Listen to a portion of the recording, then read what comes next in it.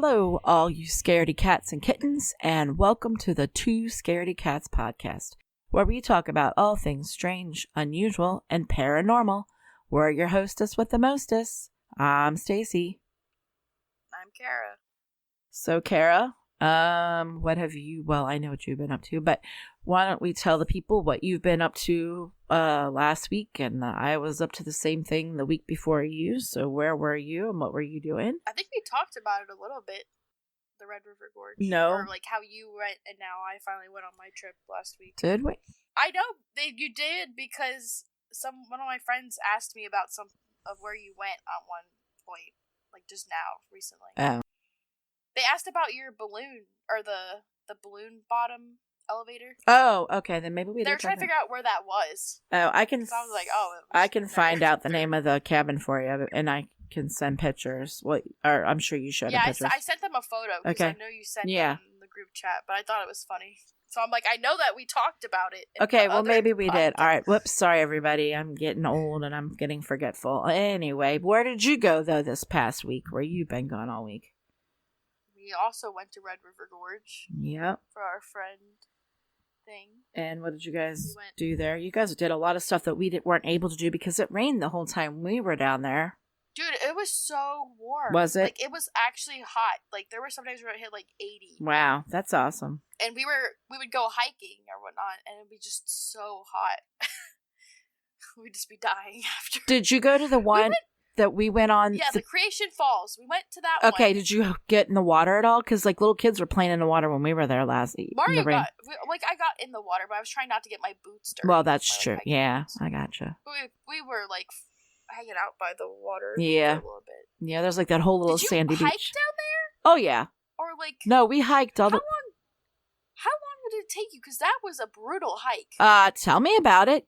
Why do you think your poor mother talked about how she almost died?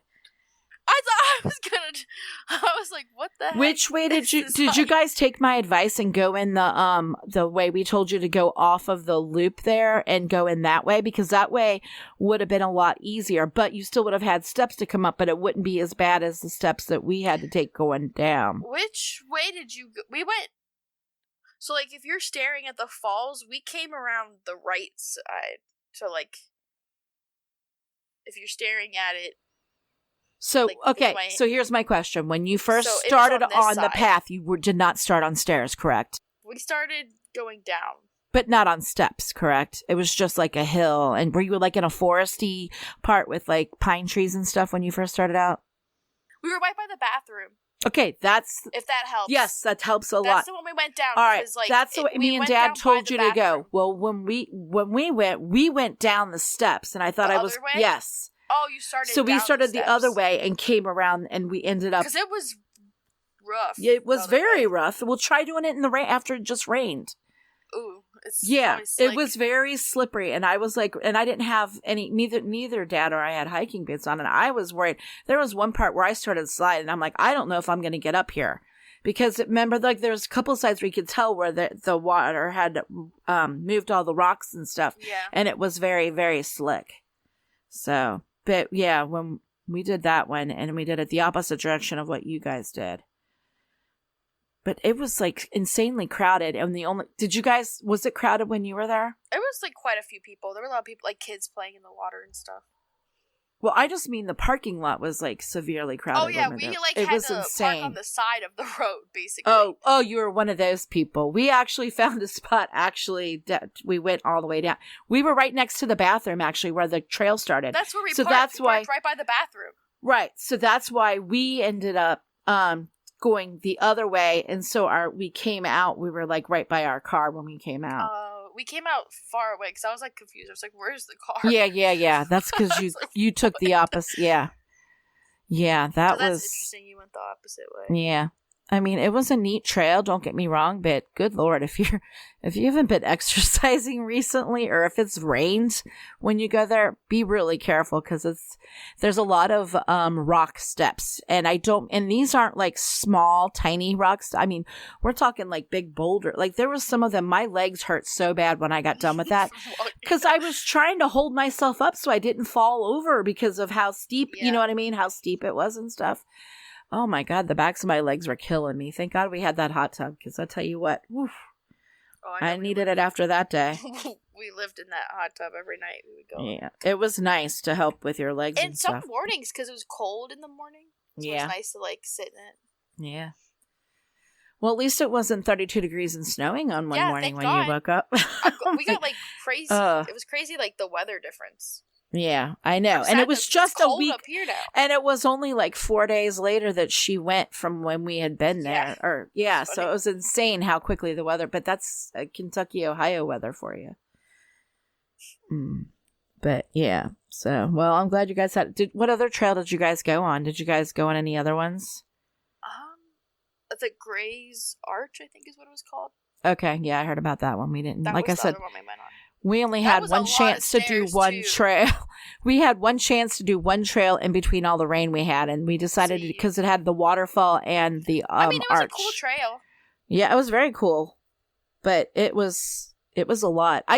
I was like shocked at the amount of people that had like little kids with them on this trail. I am like, you've got to be kidding me. I don't know that I would have brought you guys on that trail when you were little like that, because Jake would have been whining the whole time. I know that by, just the way he is. But yeah, but it was a neat trail. So if you have a chance to go there, I highly recommend it. Just know that it is like the busiest trail in the gorge, and that parking is a nightmare. So we went during the week, and it wasn't too terrible. Well, I think it would have been way worse if we went on a weekend. Well, that's what we did. We had to go on the Saturday because that was the nicest day we had the whole time we were down there. And okay, so what did you think of the little gravel road you had to drive on to get there that was only like one lane? So you had to let people, and it was scary because sometimes it dropped off on either side. Yeah, we went on that road at night, so it was fun. Oh, did you? Oh my God, you all are nuts. I told you we went. Chris was wild, and he was bringing on us some crazy trails. Oh my. That road at night would be scary. I mean, we did it during the day, and that was the tunnel at night too. Did you? Was it crowded through there at all when you were there? We didn't go that far into the park because we didn't have time. The first few times it was kind of like you just kind of have to drive up to it, see if there's anyone there, and then go. And if not, you just go. And then if you do hope see for the best, back up, wait and let them go, and then you go check again. Yeah. And if you see someone back up again, you just kind of gotta, when you have an opening, you just go. Yeah. It's not that busy, though. It's not like there's too many. It's crazy, though, that they haven't tried to, like, widen that or fix, you know what I mean? Fix it after all these years. Probably because it's structural.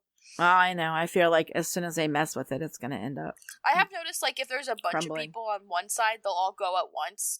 It kind of helps a little bit. Well, that's smart because then that cuts down on the backup. Yeah. And then when the other person goes, it's not like you're waiting one at a time. Right, exactly. Because waiting one at a time. Can kind of go through as exactly. They're going. Yeah, so if there's like a couple cars waiting, let those couple go and then you can go. Because otherwise, it takes forever. Yeah, it wasn't that bad.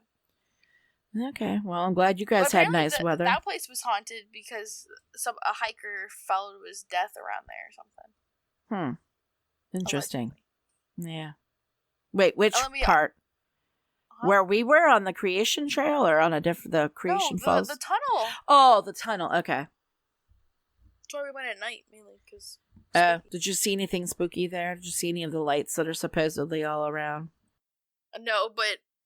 Because Ari was driving us, and Ari cannot, or Ari was in a different car, like they normally drive, so she couldn't figure out how to turn on the lights, so we were all, like, driving. Oh my God. We were like, oh my God, someone turned the lights on. Nobody's gonna see you, right? Nobody's gonna see you guys. Yeah, you're gonna be dead. like, oh my God, we're gonna die. Oh my. Oh, we also went to Mammoth Cave one of the days. Oh, cool. So that was cool. Yeah. That place is neat. Did you guys get to? Well, you didn't. I want to do the boat. The boat. Do they still have the boat one available? Because sometimes they don't have it available. I didn't see it, but I want to do. They have lantern tours where you go around with lanterns instead of like it being well lit. Yeah, that sounds neat. Until your lantern goes out and there's some creepy crawly thing crawling on you. That's when people see a lot of ghosts and stuff. Apparently. Ah, neat. All right, I want to try that one of these times. I know, but it's only like 9 p.m. at night, so it's kind of crazy. Ah. Huh. I know. Of course, it would be that late at night. She said it was cool. Not like during our trip, but like. No, I know what you mean. Like, yeah, at some other point. That would be crazy. Can you imagine getting out of that and driving back? Because it was like a 4-hour drive back to our cabin. Yeah, no. That's one of those things, if you're staying in that area, then you do that tour. You know what I mean? Something you would be like, all right, we make a day trip out of just right. staying in. Yeah, I would actually stay like right around that area there. There's a campground there too. It's really nice.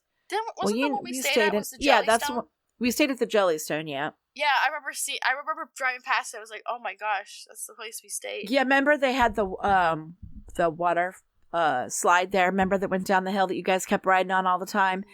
And they actually have little cabins there though that you can rent too if you didn't have a tent or a camper. It's nice to know. Yeah. They had like a haunted museum or something. I really wanted to go see. And you didn't go to it? Tourist attractions there, and I wanted to stop, but we couldn't find it on the way back. Stinks. And we didn't want to we were already pushing it when we were driving at home at night, and it was a lot. Yeah. So. Oh man, that stinks. We ended up leaving. Yeah.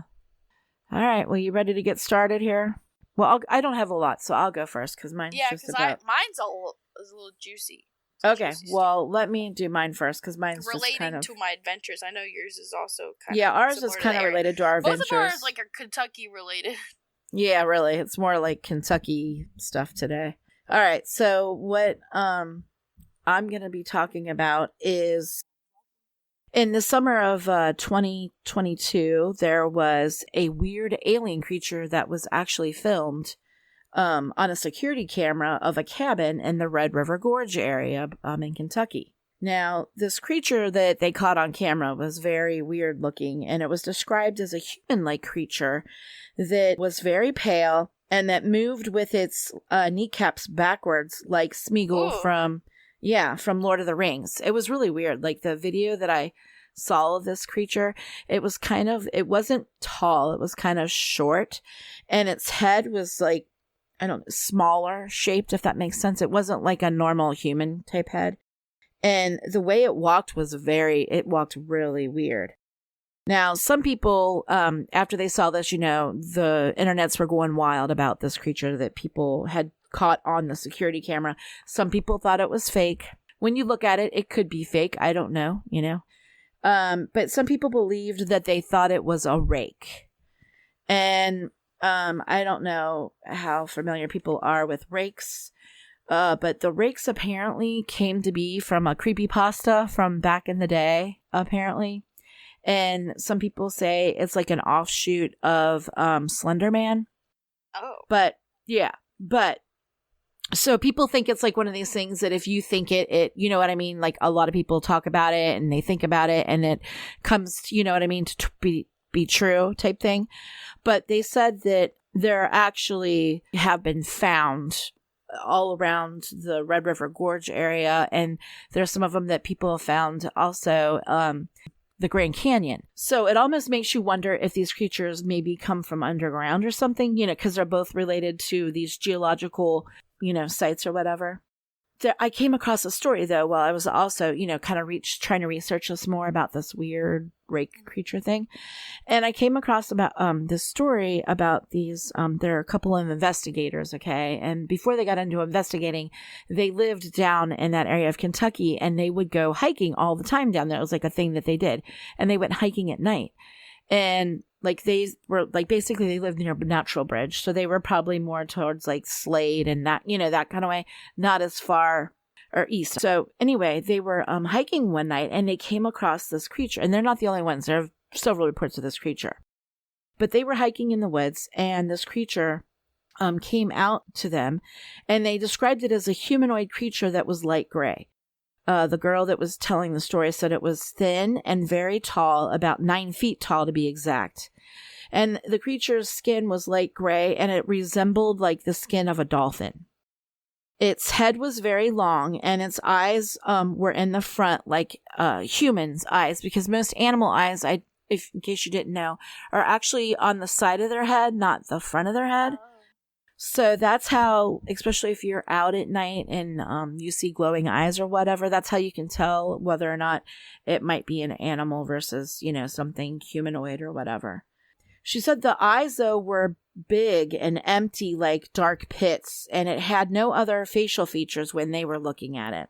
And when it stood up, it was very intimidating, and it was almost like a snake. you know how like a snake will kind of like rise up and get taller and puff out, and that when it's about ready to attack or strike somebody to make you feel vulnerable and make you want to run away for it. So the snake looks intimidating. But she said it was almost like that, and they felt like this thing was going to attack them. So as you can imagine, naturally, at this point, they got really scared, and they decided that they needed to run and get out of there. And that's what they did, and they lived to tell the story. But as I was looking up more stuff about this, I came across other stories of people talking about finding the same type of creature in the woods, hiking in a natural bridge. Some people have seen it in the Red River Gorge. There's actually a creature that they've named, I forgot to write down the name of it, that they say people have seen in the woods there with the big black eyes, and it's got like the pale gray skin that they've seen. So I thought that was interesting. Also, just so you know, I looked up what exactly a rake was, and as I told you, it was originally, people say it originates from like the minds of people, like they forced it into being. So it's kind of like a psychological thing, but some people claim that it actually is real, and it has to do kind of with Native American stuff and like the land type thing, you know, that it comes from the land. But some characteristics of how to know if you've come across a rake is that rakes are known to be unnaturally tall. They're very skinny, which is what, you know, she described when she was describing this creature that they had stumbled across. It likes to lurk in the woods. Remember, they were hiking in the Natural Bridge area at night in the woods. It has hollow black eyes, which is what she basically said this creature had. It has a large unhinged jaw. Now, when they were looking at it, she said you couldn't tell that it had a mouth, but that doesn't mean it didn't have one. And they also say that they have very long fingers, okay, and claws. But she did mention in her story when she was talking about the creature that when it stood up, its arms were very unnatural, and they looked a lot longer than what they should, if that makes any sense. And they also always have gray skin. Now, it's interesting to note that when they were in the woods, you know, hiking and stuff, and they came across this creature, she said that and other times when they've been hiking, they also came across these people called they referenced them as the pod people. They said that there was these inhabitants of the Red River Gorge that will seem off to you if you come across them. She said they would stand straight on with their arms at their side and their knees locked. So they looked kind of odd, like not, you know what I mean? Not normal when you would come across them. She said they would stare straight at you, and their eyes would never waver. So like they're very defiant when they're staring at you, like, you know, they are staring at you, you know, like deep into your soul kind of stuff. And they don't speak, but when they do speak, they have very long pauses between the words when they're trying to talk. And sometimes it seems like they're searching, trying to figure out the right words to say to you when they do try and talk to you.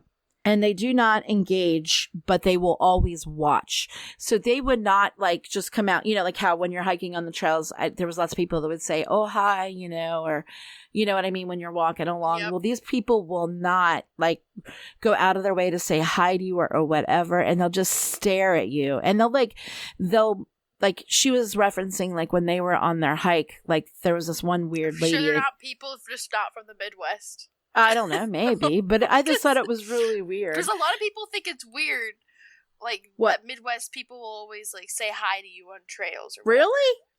People think that's weird. That's like a courtesy thing, though. Really? Oh, I know, but that's how you pretend like you're from the area. You're like, "Yep, hi." We always wave at people in cars. They would wave at us all the time. So right? Yes. Back. Wasn't that so weird down there? People are really friendly. I'll give them that. Yeah. Kind of thing. Yeah. But it's strange, though, that, like she said, when they were hiking and stuff, that there was this one lady, she said, that one time that was following them, and it was it was pouring raining, and they were on a trail. And she would just stop in the middle of the trail and just like stare at them as they were walking. And they'd try to be nice and be like, oh, hi, how are you? You know, and she would totally ignore them. And then she said they were, it started raining harder. Okay. And they're getting all their gear on and they're trying to hurry up and get off the trail because it's starting to get, you know, a little dangerous at this point, obviously, with all the rain and that. So they're hurrying up, wanting to get off the trail. And they said they came across this lady again, and she was taking taking her rain jacket off and just standing in the rain with it pouring. It was like, and it was like cold too, like, you know, like a freezing cold rain, because it was like in November. And then she was like, she had made a joke to the people that she was with, because they were going to go to Miguel's, I guess, and go eat pizza. And she's like, oh, you know, wouldn't that be funny if we get back to the parking lot and the lady's there? So they get back to the parking lot. Well, the lady was not in the parking lot, but get this. Guess who walked into to Miguel's right behind them and got in line? Was it that lady? The same freaking lady, yes. Isn't that weird? It's definitely weird. I don't know. But anyway, they say a lot of strange things happen out there to keep your eyes open if you're on the trails. It's in Appalachia. Yeah, true. It's and that is true. In that region, so yeah. So you know, who knows? But yeah, but some people refer to that one creature that I was telling you about as a rake. And I've heard that before, though. I've heard about the rake. Yeah. There's a video game I play that's like based around the rake. Oh yeah. Yeah. And then other people claim it. Well, it could be an alien. I mean, I guess because of the big eyes, I can kind of see that. But I don't know. But it's weird. Like the photo of the like found footage photo of it. Yes.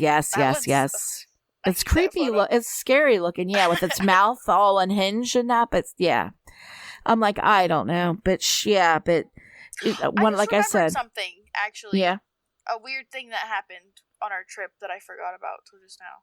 Yeah, what was that? Well, one day, because me and Savannah were out looking for frogs, like we normally do, and we heard, like, it was really weird. It sounded like a flute in the woods.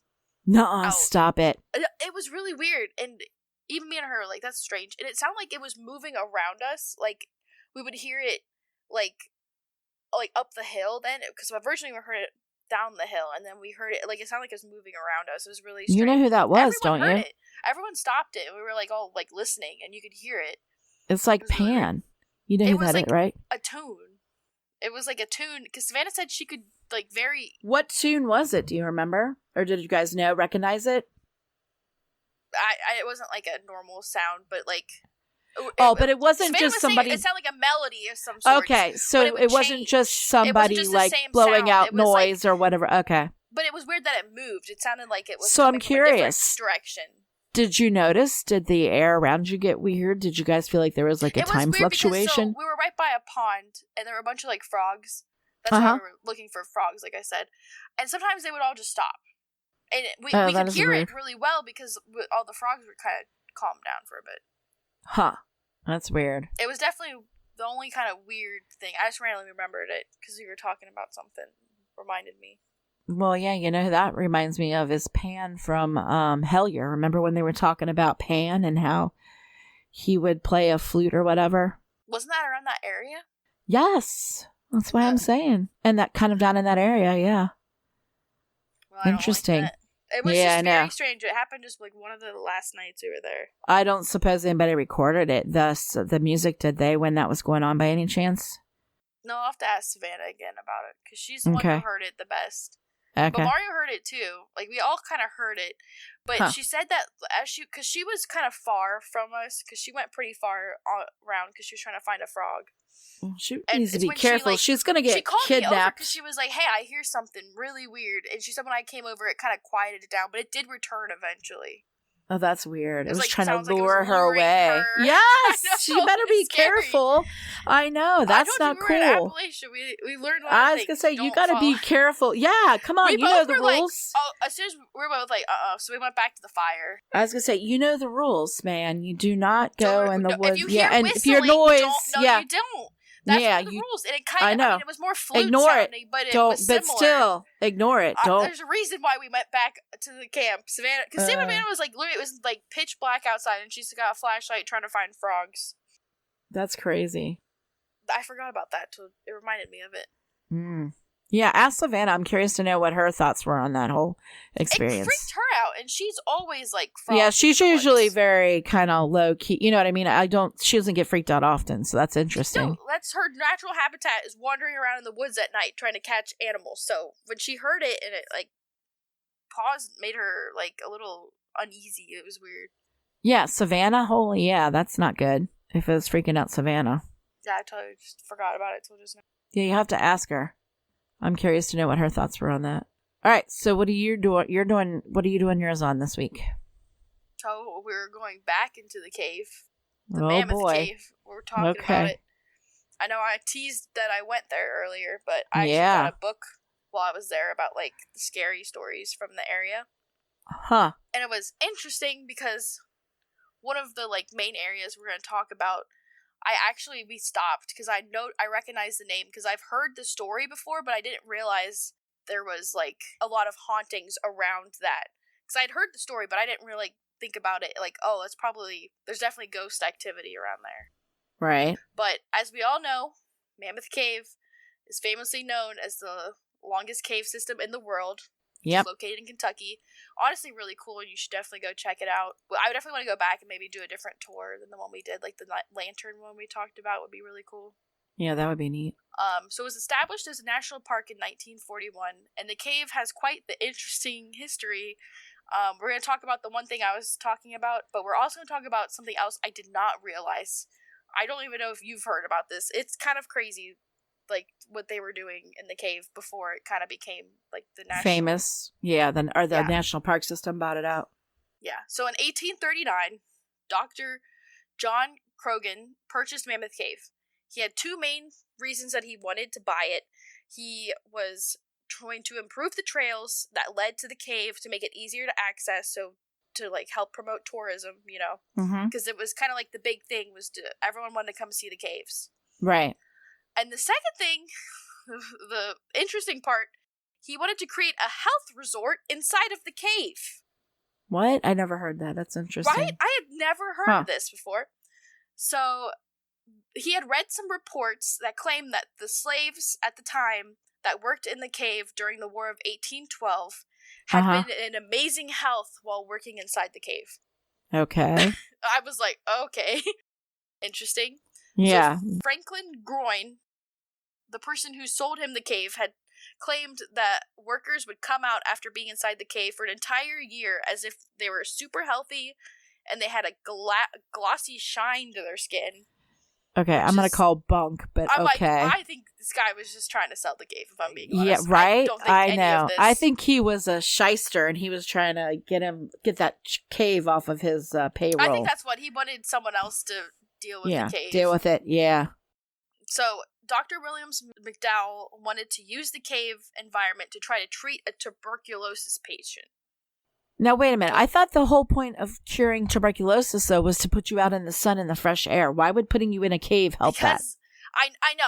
Trust me. I think this is insane what they're going to be doing. Okay. Well, go ahead. Sorry. It's contradictory to what... I was surprised I had never heard about this at all. You think that... I mean, it's probably a reason that they don't talk about it. Probably. Because it's a very dark history. They never once mentioned it on my tour, by the way. Interesting. Only found out about this was through the book that I read. Huh. Interesting. All right, well, go ahead. So what did this crazy doctor decide to do? So the guy wanted to treat the tuberculosis patient. Right. And after opening... So that guy kind of convinces his colleague, the guy who bought the cave, hey, we should open, like, a tuberculosis ward inside of the cave. Okay. Because that's smart. So they opened the cave for treatment. And only so he's like, oh, there's hundreds of people who are going to be interested in this. Only 15 people arrived, because who in their right mind would want to...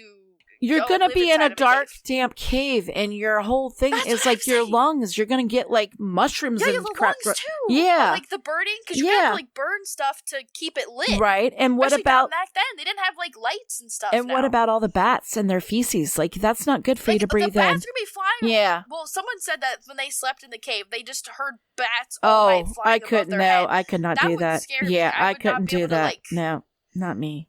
Ugh. I couldn't. But they actually built, like, these little, like, wooden buildings inside of the cave. Nuh-uh, that these people stop would live it. in. They carried, like, this little, like, town city or village? Oh, my gosh, stop. Yes. Oh, my God. This sounds so and horrible. As you would suspect, the people did not actually recover. Gee, you think? So, most of the patients actually ended up worse. I imagine. This is a quote from...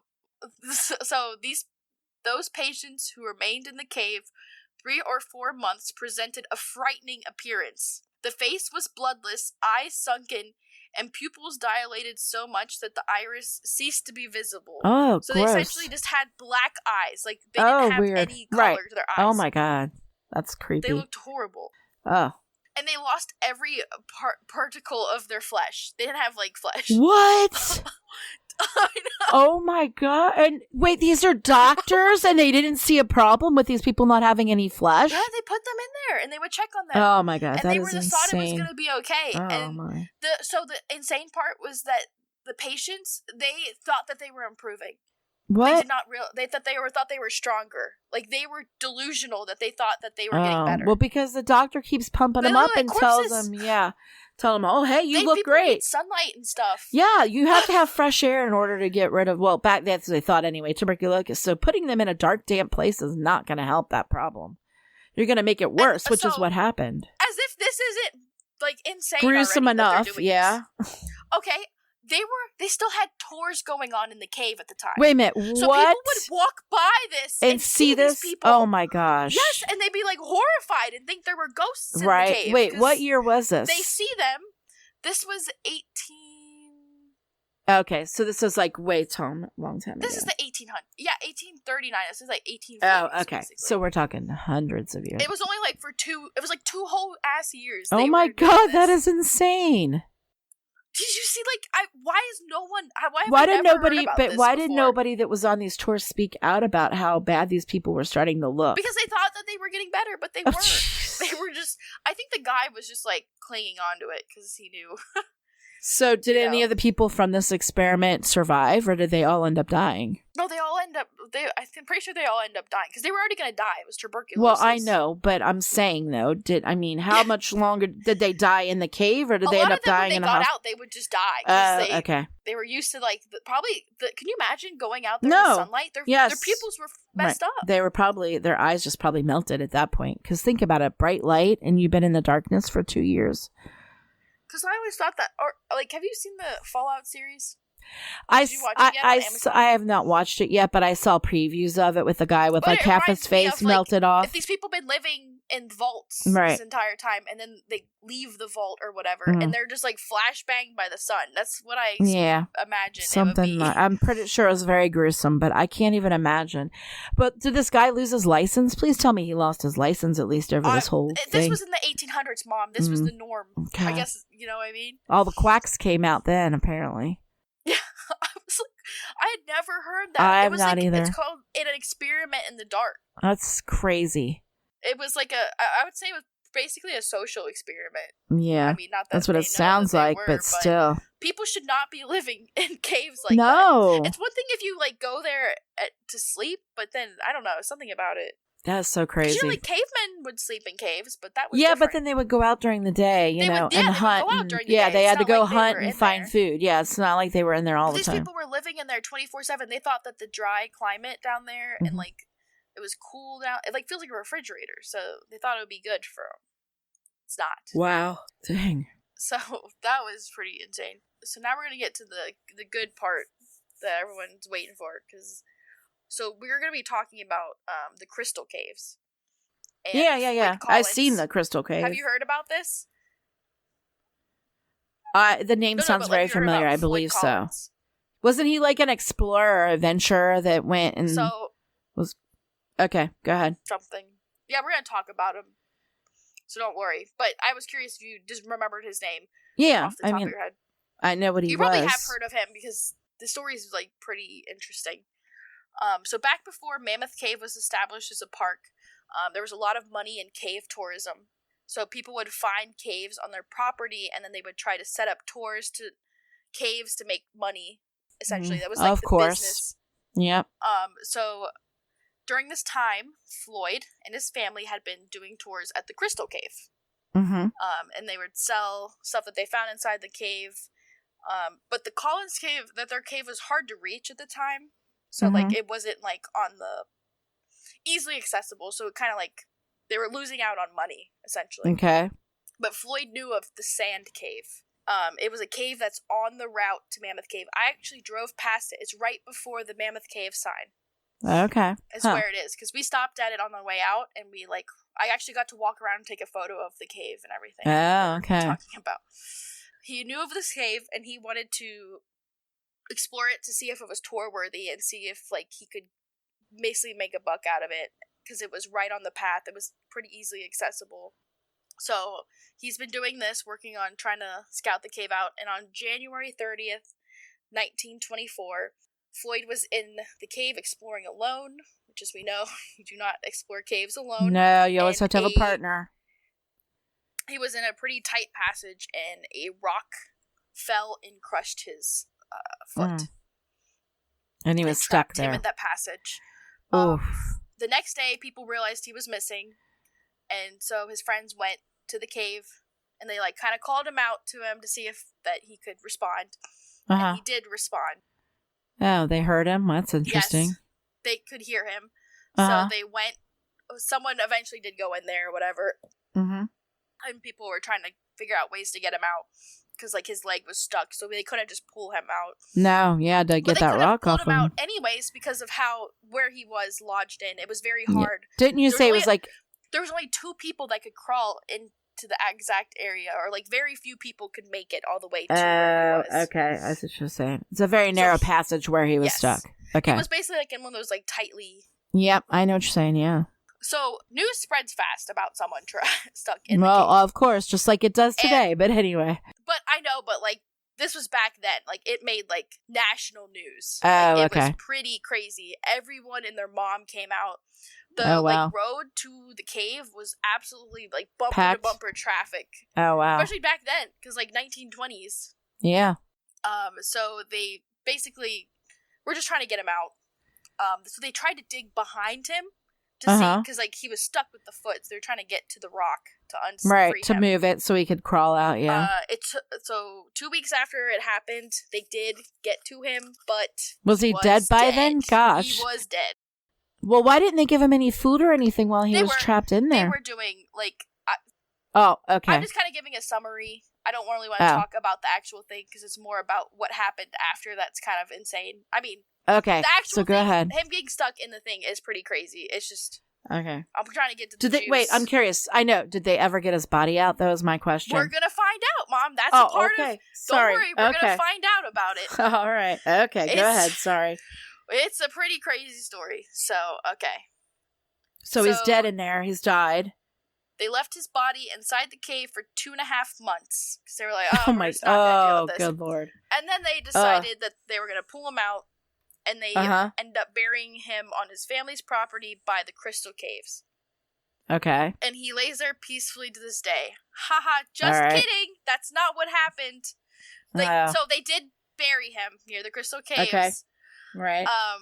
Floyd's father ends up selling the Crystal Caves to Dr. H.B. Thomas, who, in the contract to buy it, there was a little thing that he didn't read that basically gave him permission to have the body. So, that's weird. They had permission to move his body, and they moved his body into the Crystal Caves inside of a coffin with a glass top, so people could come and view his dead body inside the cave. Ugh, that's gross. Isn't that insane? That poor guy. I'm sure he did not like that.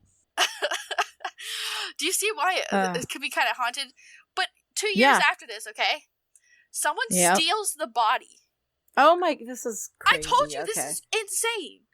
So they steal his body, and they find it 2 days later, and it's like in the Green River, which is the river that like created the Mammoth Cave or whatever. And he's missing the leg that was crushed. So it was there before. So someone. Oh, now it's got somebody stole the leg. The leg is stolen. Oh my. They returned him to the coffin, but instead of the glass top, they put a normal top to the coffin. Oh, that's nice. I guess it's just a little more respectful, but you could still open it. You were allowed to open it and look in at the body. Stop it. So people that's would look even worse. in and like, that's gross. Yeah. Or just weird. Yeah, very weird. They brought so much attention to the Crystal Caves because of it. Because people are morbidly curious, I guess. Well, yeah. Yeah. So they would all come and look at his body. And then in 1961, the National Park purchased the Crystal Caves. Wait, so now it's part of the national parks? Because I remember going to the Crystal Cave. I didn't realize it was part of... This was 1961. Now the Mammoth Cave. I know, but I didn't realize it was part of the Mammoth Cave system. I just thought it was a separate... it does, I think, actually connect. But it operates singularly from the park, correct? I did not see that. I don't remember. Oh, okay. Well, never mind. All right. I'm not positive. But okay. So they purchased the Crystal Cave and they stopped tours like normal people. Bummer, yeah. And then in 1989, they literally left him in there. And then 1989, they finally moved him and they laid him to rest in a cemetery. Hopefully the same one he was in with his family. They moved him to the Mammoth Cave Baptist Church Cemetery. One that was on the Mammoth Cave property. Okay. So, you can see why this could cause a lot of hauntings. If you disturb a dead body, there's just a dead body sitting there in the cave, and there's so many people. That's crazy. And people are, like, ogling it and being weird. Yeah, I can see that's... But yeah, there's a lot of mysterious things that happen in the Crystal Caves. So in 1954, there was a group cave exploration deep in Crystal Caves, and they heard a voice call, "Wait!" They all stopped to look around, and they actually stood around this area for a few minutes to see if, like, there was someone who was trying to catch up to them. No one ever came, and they thought, oh, that's weird, but they kept going, and they checked, like, the logbook, because, like, caves like that normally have, like, logs to see who goes in and out. Mm-hmm. And there was no one else that had entered the area, so that was a little strange. Huh. So, they're on 1987, some Park Service employees were inside the cave, and they heard a weird sound. It sounded like the flick, like if you flick a glass bottle, you know that like ding sound? Yeah. So they heard that and they thought that was weird. And then they noticed a whiskey bottle on a shelf just move off the shelf and then drop down in front of them. Oh, nice. So somebody's trying to get their attention. Right? And then on July 22nd, 1961, two researchers were exploring Crystal Caves and they heard a weird ringing sound. And they heard it again, so they're like, okay. So they started following the sound and led them down to, like, a deeper part of the cave. And it was actually the place where the coffin was. And there was a telephone next to the coffin. And no, don't even tell me the phone was ringing. Stop it. This is so creepy. I did not like this story. So the phone rings. Oh my gosh. And the guy's like, okay. So he picks it up and he's like, hello, is anyone trying to call Crystal Caves? And it just sounds like someone had picked up, like... And then someone made a startled gasp, and then the line went dead. So they continued their research, and back on the way out of the caves, they decided to follow the telephone line to see where it led, out of curiosity. Yeah, where it went. So they followed the telephone wires, and it led to the old ticketing office to get into the cave. And the phone line was cut. Oh, jeez. So there's no way it could have rang, or anybody could have been on the other way. It shouldn't have been able to ring. Yeah, there's no that's connection crazy. to it. Right. So that's pretty creepy, I'm not gonna lie. But Floyd is also said to haunt the areas outside the cave as well. A researcher was outside a spring near Crystal Caves, and he was inside his truck waiting for his friend to get back, or like the other researcher, and he hears someone screaming, "Help! Help me! I'm trapped! Johnny, help me!" And it just happened over and over again. Just someone screaming for help. He says his card like a normal person would, because I'd be a little wary if I hear someone just screaming for help. Yeah, especially in the woods. In like that area. I don't ever answer. Don't that answer. Area is one of those places where I don't know. I'd be a little wary. So he waited for his friend to get back, the other researcher.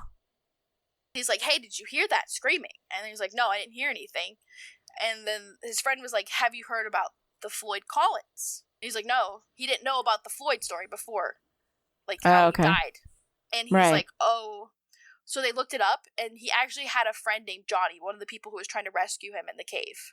Oh, that's crazy. So basically it was Floyd that was calling out for help. So he thinks that it was Floyd. Like, we could hear his calling out for help. It's probably like residual. You know how they talk about like residual energy? I think a lot of this is like residual. Yeah. Because it's nothing like mean or nasty, malevolent. Yeah. It's just, him trying to reach out to get help. Yeah.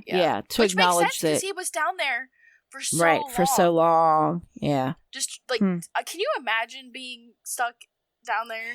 No, because I wouldn't be crawling around down there. I'm too scared to go to anything. I'm like, that's like my worst nightmare, is being trapped in a cave, because they can't in a tight spot. Yeah. I can't. There's no way. You're just kind of SOL, especially if you get injured like that. Oh yeah. Yeah. that's most of the stories about the Floyd. But there was also a story about a cryptid, like stories that the tour guides would tell, and it was they would talk about the stone gobbler, and it's a horse that lived in the cave, and it would eat stones, and the creature would come to surface at night, and he would make these weird kind of gobbles sounds, right? And you were not supposed to shoot at the horse because it could. It's helping you, or it could fling its head and throw stones at you. Oh, isn't that crazy? That is the weirdest thing I've ever heard that before in my life. Oh wow! Okay, a horse that gobbles stones. That's a good one. The stone gobbler. That is okay. I've never heard that. Well, that's what I had from the book. All right, that's some very interesting stuff I did not know about Mammoth Cave. There's a lot of other stories I didn't talk about, but it's called The Scary Stories of Mammoth Cave by Colleen O'Connor Olson and Charles Hannion. It was like $10, so I picked it up in the gift shop. Yeah, sounds interesting. I literally had never heard about that whole thing with the tuberculosis ward inside of a cave. No, well, I'm sure there's a reason why we haven't heard about that, but yeah, that is insane. Think it's the darker part of it, but that's the cool stuff I'd want to know, you know? Yeah, but man alive, I can't believe that doctor thought that was a great idea back then. Right? With everything they had known up to that point, that everything would indicate that would be the worst idea ever for these people. Oh, and I did visit, like I said, the sand cave, the one he died in. Not the one. Did you actually go in it? No, you could not. It was literally just like a trail, and it kind of overlooked it. And you could look down. Okay. Probably for good reason. They sealed up the cave. They don't want people to go in the sand cave after what happened. After what happened, that makes sense. Because we know how people are. They'd all be trying to get in there to figure out, try to explore it. Yeah. One person already died. We don't need another person dying in that cave. Yeah, exactly. But yeah, it was pretty cool. All right. Anything else you have for today? No, that's basically it, man. Just don't enter caves. Yeah, stay alone. On the trail. Yeah. Stay on trail. Be careful. Be aware of your surroundings. And if you hear weird noises, don't go to the noise. Stay on the trail or go home. There was a lot of stories about people who would get behind on a tour and they start going crazy because they think they get lost in Mammoth Cave. Really? Huh. It's crazy, like how if someone thinks that they're lost in the cave, they will just absolutely go psychotic. Like it's an actual because it's think about it, it's very disorienting. You're underground and and it's dark. You can't see anything. In front of you. Yeah. There's no light. So if you without a light source, you're basically probably gonna die. Yeah. Anyways, if you enjoyed our podcast today, follow us on Instagram at 2scaredycats podcast, and please be sure to leave a review on Apple Podcasts and Spotify. It really helps the show get discovered. And tune in 2 weeks for a new episode. And to all our scaredy cats and kittens out there, remember, curiosity didn't kill these two scaredy cats.